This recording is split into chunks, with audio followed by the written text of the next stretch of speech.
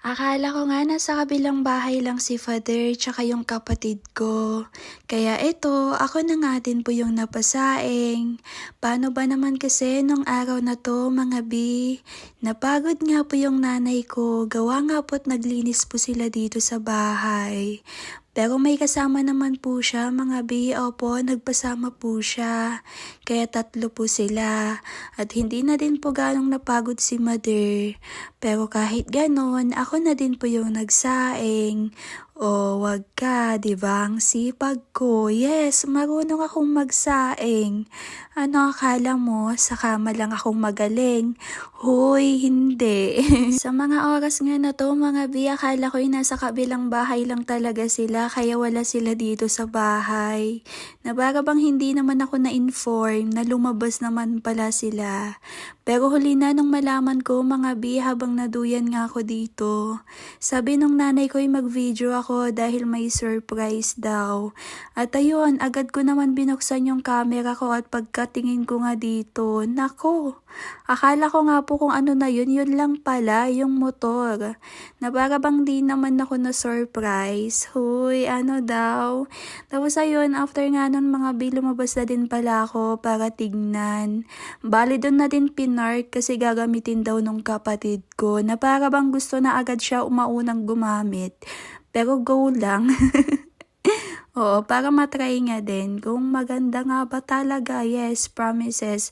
Ayan, yo baby Romana, sabi nung kapatid ko.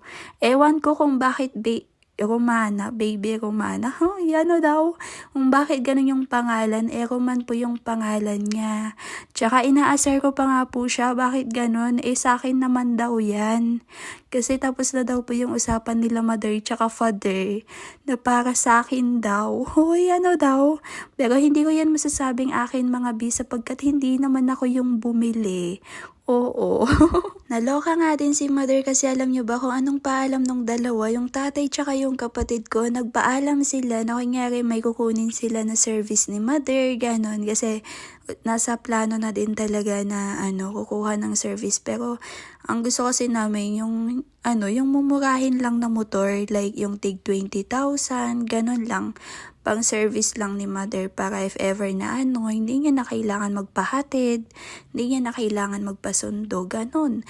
Tapos ayun nga yung kapatid ko mga bi, pumasok na siya at ginamit na nga po kaagad yung new baby Romana. Oh my god, di ko mapronounce ng maayos yung R. Pasensya na.